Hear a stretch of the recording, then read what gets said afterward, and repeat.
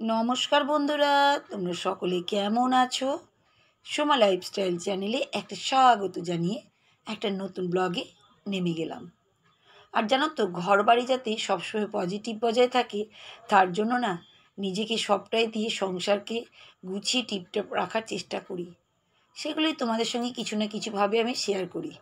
সবটাই তো আর পারি না, কিছু না কিছুটা চেষ্টাই করি গো। এই দেখো, সকালবেলা ঘুম থেকে উঠে গিয়ে একদম ঝাড়ঝাঁটা দিয়ে নিয়েছি ওদিকটা, মানে ওইদিকে ব্যালকনি ট্যালকনিটা ঝেড়ে টেড়ে নিয়েছি। এখন এইদিকে জানাটা খুলে দিচ্ছি আর বারণ দিয়ে কিন্তু ঝেড়ে নিচ্ছি। আর সামনেই দেখতে পাচ্ছ গাছগুলো কিন্তু আমার রাখা আছে প্রতিদিনের মতনই। গাছগুলো তো প্রতিদিনই জানো যে আমি গাছগুলোকে সাজিয়ে সাজিয়ে জানালায় দিয়ে দিই। তো এই দেখো, এগুলো কিন্তু জানো তো প্রতিদিনের আমার ডিউটি। এটা কিন্তু কোনো ব্যাপার নেই যে আমি তোমাদেরকে দেখানোর জন্য করছি, এটা আমার ডেলি রুটিন। আমার গাছগুলো যেমন সুন্দর সতেজ আর সবুজ হয়েছে, তাদেরকে তো আমাকে ভালোবাসতেই হবে। তাদের যেটা ভালোবাসা, অক্সিজেন, রোদ, সেগুলো তো ওদেরকে দিতে হবে। অক্সিজেন তো ওরা আমাদের দেয়, কার্বন ডাইঅক্সাইড আমাদের নিচ্ছে, কত সুন্দর দিচ্ছে। তা সেজন্য ওদের যত্ন তো আমায় করতে হবে, সেজন্যই গো। আর এই দেখো, একটু সোফাটা কিন্তু টাইট ফিটিং করেই নিচ্ছি। সকালবেলা একদম করেই নিই জানো তো একবার, তারপরে তো আবার করি, দুবার করে হয়েই যায়। আর বুঝতেই পারছো, ঘর বাড়িতে সবসময় পজিটিভ রাখার জন্য একটু তো খাটতেই হবে বন্ধুরা, বলোই। কারণ আমি নিজেই করি সব কাজ, সেই জন্যই কি বলতো, একটু খাটনিটা একটু বেশিই হয়। আসল কথা, নিজেকে না সবসময় মনে করি যে কী করে আমি ভালো থাকবো, পজিটিভ এনার্জি নিয়ে থাকবো। পজিটিভ এনার্জি কি, মনের ভিতরে কোনো খারাপ চিন্তা, খারাপ কিছু চিন্তা করব না।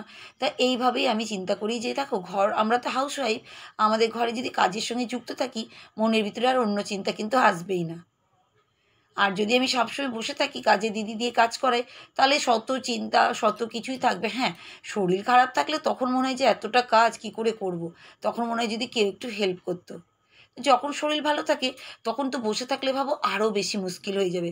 সেই জন্যে কী বলো তো, চেষ্টা চালিয়েই যাই আমি যে কীভাবে পজিটিভ এনার্জি দিয়ে কাজগুলো করা যায়।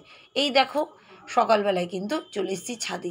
আর দেখেছো, কালো কালো মেঘ, আবার আকাশে হাওয়াও দিচ্ছে।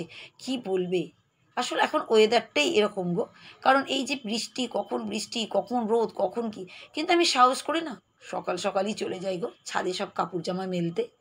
না মেললে শান্তি পায় না জানো তো, কারণ কাজগুলো তো করতেই হবে আমাকে। আমার সংসার, আমার ভালোবাসার সংসার এটা।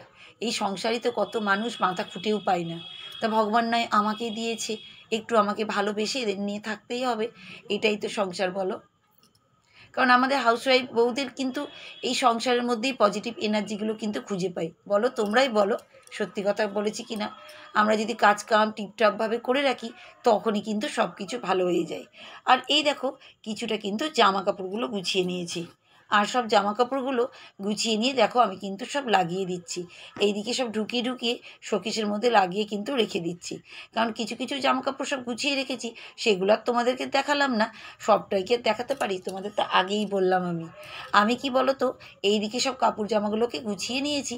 আর এই দেখো, এইদিকে আলমারিতে কিছুটা ঢোকাচ্ছি, বার করছি, মানে এইসবই কাজ গো। কী বলবে, প্রচুর কাজ প্রচুর কাজ। সেই কাজগুলোই কিন্তু তোমাদের সঙ্গে কিছু কিছু শেয়ার করছি। তো দেখো, আমি কিন্তু এইদিকে আবার কি বলতো, এটা হচ্ছে সেই প্যানগুলো যেগুলো হয় সাদা সাদা, আমি না কী করি বলতো, সব না পরিষ্কার রাখার জন্য প্যাকেটের মধ্যে ভরে রাখি, যাতে কি বলতো কোনো রকম দাগ নোংরা কোনো কিছু না আসে। আর এই দেখো, এইদিকে কিন্তু তোমাদের দাদাভাই একটু চলে গেছিলো বাজারে। ওকে বলেছিলাম একটু মাছ নিয়ে আসবে, একটু ফল টল নিয়ে আসবে, আর একটু আলু শেষ হয়ে গিয়েছিলো, এইগুলোই বলেছে। এমনি সবই আছে, আমিই যাই, কিন্তু ছোটোখাটো যেগুলো নাই থাকে তখনই ও যায়। তাই দেখো, মাছ নিয়ে চলে এসেছে, আর আমি দেখো মাছটা কিন্তু ঢেলে নিচ্ছি। আর কিছুটা দেখো, ওই দেখো আমি বার করছি, কিছুটা দেখো আপেল নিয়ে এসছে।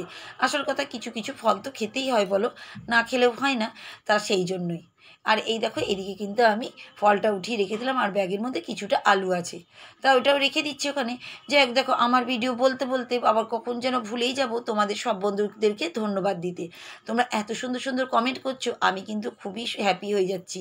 আর তোমাদের একটা কমেন্টে আমার উৎসাহ কিন্তু আরও বেশি উঠে আসছে, যে আমি তোমাদেরকে আরও সুন্দরভাবে কিছু না কিছু ভিডিও দিয়ে দেখাবো।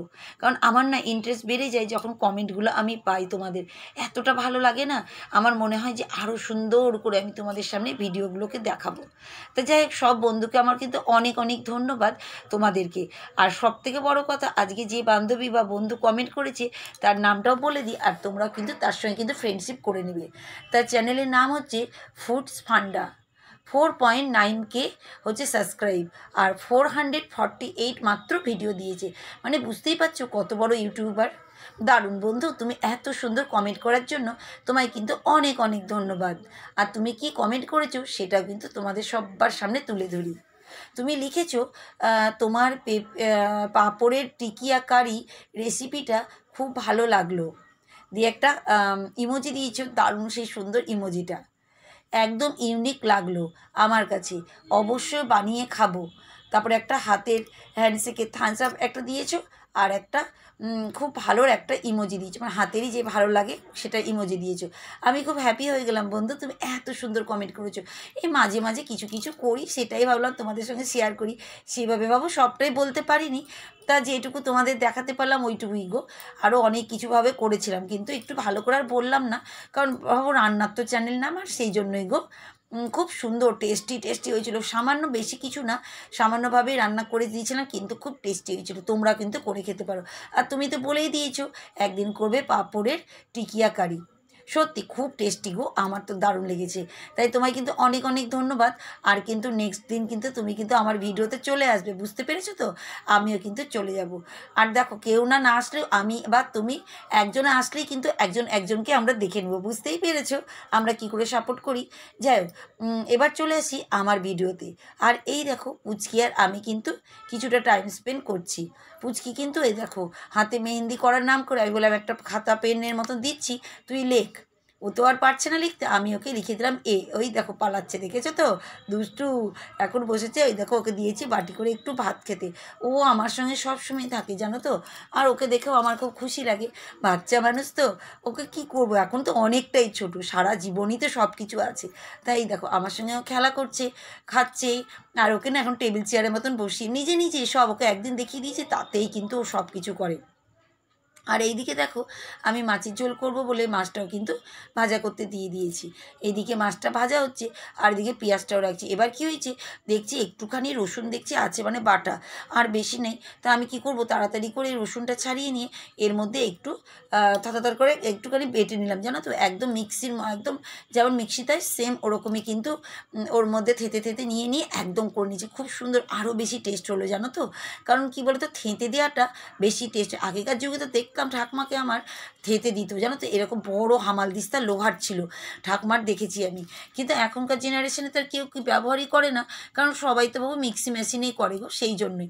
তাও এটা আমি কিনেছিলাম, অনেক সময় গরম মশলা এইসব থেঁতে দিতেই তো, সেই জন্য। তো দেখো আজকেও কিন্তু আমার কাজে লেগে গেছিলো, আবার আদাও ছেঁচে দিতাম চায়ের জন্য, তাই দেখো কাজেও কিন্তু লেগে গেল। আর এদিকে কিন্তু মাছের ঝোলটা কিন্তু আমার হয়েই যাচ্ছে। আর দেখো ঝোল করে নিচ্ছি, তার মধ্যে কিন্তু মাছগুলো দিয়েই নিচ্ছি। তা মাছের ঝোলটাও কিন্তু দারুণ টেস্টি হয়েছিল, কারণ দেখো প্রতিদিনই তো এইসব রান্নাবান্না হয়, এইগুলো নিয়ে তোমাদের সামনে আর কী বলবো। তা যাই হোক, এই দেখো ওইদিকে মাছের ঝোলটাও বন্ধ করে রেখেছি। আর এদিকে দেখো আমি কিন্তু বাসন কুসনগুলো কিছুটা মেজে নিচ্ছি।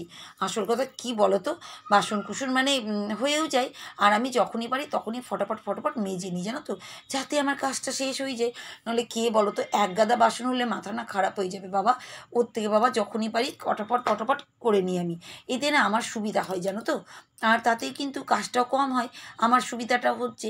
আরে দেখো সব কিন্তু বাসনটাকে ঘষে মেজে একদম ভালো করে নিচ্ছি, কারণ আমারই তো কাজ, আমাকে সেই সইতেই হবে আর করতেই হবে বলো তো। আর কি বলো তো, নিজেকে একটু পজিটিভ রাখার জন্য একটু ব্যস্তও থাকার চেষ্টা করি, কারণ দেখবে একা একা থাকলে যত চিন্তা যত ভাবনা সব চলে আসে। ওই জন্য আমি সবসময় কাজের মধ্যেই থাকি জানো তো, সব সময়, কোনো সময় না আমি ফ্রি থাকি না।